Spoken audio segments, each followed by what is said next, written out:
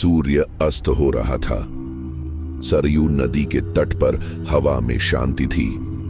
अयोध्या के राजमहल में गूंज रही थी केवल एक नाम, राम। राजा दशरथ का वह पुत्र जिसने धर्म के लिए अपना राज्य, सुख और प्रेम सब कुछ त्याग दिया था। अध्याय 1, वनवास की प्रतिज्ञा। अयोध्या में जब कैकेयी ने 2 वरदान मांगे, भरत का राज्य और राम का वनवास, तब राजमहल की दीवारें भी कांप उठीं। माता कौशल्या रोईं, लक्ष्मण क्रोधित हुए और सीता ने कहा, जहां राम है वहीं अयोध्या है। राम ने मुस्कुराते हुए कहा, पिता के वचन ही मेरे लिए धर्म है, वनवास ही मेरा सौभाग्य है। और फिर शुरू हुआ उनका 14 वर्षों का कठिन सफर। अध्याय 2, पंचवटी का जीवन। वन में राम, सीता और लक्ष्मण ने एक छोटी सी कुटिया बनाई।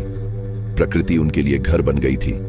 सीता फूलों से पूजा करती, लक्ष्मण रक्षा करते और राम हर सुबह सूर्य को नमन करते। परंतु छाया में छिपा था एक अनहोनी, लंकेश रावण की योजना। अध्याय 3, सीता हरण। एक दिन सोने का मृग आया, मारीच का रूप लिया हुआ।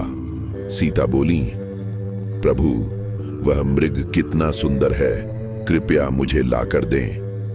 राम मृग के पीछे गए और रावण ने उस पल का लाभ उठाया। सीता हरण हो गई। वन गूंज उठा, हाँ राम, हाँ लक्ष्मण। जब राम लौटे तो सीता की अनुपस्थिति से धरती कांप गई। राम बोले, वन के हर जीव, हर पेड़, हर हवा से मैं सीता को खोजूंगा। अध्याय 4, जटायु का बलिदान। सीता को ले जाते हुए रावण का मार्ग रोकते हैं जटायु, वह वृद्ध पक्षी। वह कहता है, धर्म के विरुद्ध कोई शक्ति टिक नहीं सकती। रावण ने उसे घायल कर गिरा दिया, लेकिन जटायु ने प्राण त्यागने से पहले राम को सब बता दिया। राम ने उसकी देह को गोद में लिया और कहा, आज पिता समान मित्र को खो दिया, और उसे स्वयं अग्नि संस्कार दिया। अध्याय 5, हनुमान का आगमन। किष्किंधा में राम की मुलाकात होती है हनुमान से। हनुमान झुककर बोले, मेरे प्राण भी प्रभु की सेवा में समर्पित हैं। राम मुस्कुराकर बोले, तुमसे बड़ा भक्त इस धरती पर नहीं। हनुमान ने समुद्र पार कर लंका पहुंची। सीता माता को अशोक वाटिका में पाया और कहा, माता, प्रभु शीघ्र ही आएंगे। अध्याय 6, लंका युद्ध। समुद्र पर बना सेतु और लाखों वानर सेनाएं। राम के बाण चमक रहे थे, रावण की शक्ति गरज रही थी। मेघनाद, कुंभकर्ण सब युद्ध में गिरे।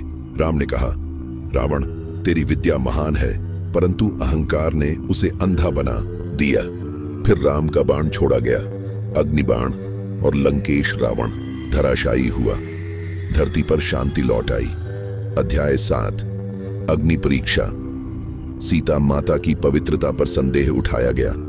राम ने कहा, मैं जानता हूं सीता निर्मल है, पर जनता का विश्वास भी मेरा धर्म है। सीता ने अग्नि में प्रवेश किया और अग्निदेव ने स्वयं उन्हें लौटाया। माता सीता साक्षात देवी हैं। अध्याय 8, अयोध्या, वापसी। वनवास के 14 वर्ष पूर्ण हुए। अयोध्या दीपों से जगमगा उठी। दीपावली का आरंभ हुआ। जन जन ने पुकारा, जय श्री राम। राम राज्य की स्थापना हुई, जहां अन्याय का नामो निशान नहीं रहा। सब सुखी थे, सब सुरक्षित थे। अध्याय 9, सीता का त्याग। परंतु समय ने फिर परीक्षा ली। जनता की बात सुनकर राम ने सीता को वन में भेज दिया। वह लवकुश की माता बनकर वाल्मीकि आश्रम में रही। जब लवकुश ने रामायण गाई तो राम की आंखों से आंसू बह निकले। सीता ने धरती माता से कहा, मां, अब मुझे अपने आंचल में ले लो। और धरती फट गई, सीता उसमें समा गई। अध्याय 10, राम का अंत और अमृता। राम ने सरयू के तट पर स्नान किया और विष्णु लोक को प्रस्थान किया। पर उनके जाने के बाद भी हर हृदय में, हर दीप में, हर धर्म में राम जीवित हैं। राम केवल नाम नहीं, वह सत्य है, वह मर्यादा है, और जब तक यह धरती है, जय श्री राम की गूंज कभी नहीं रुकेगी। रामायण हमें सिखाती है, धर्म कठिन हो सकता है पर असंभव नहीं। सत्य देर से जीतता है पर हमेशा जीतता है। और प्रेम, भक्ति, त्याग, यही जीवन की सच्ची विजय है।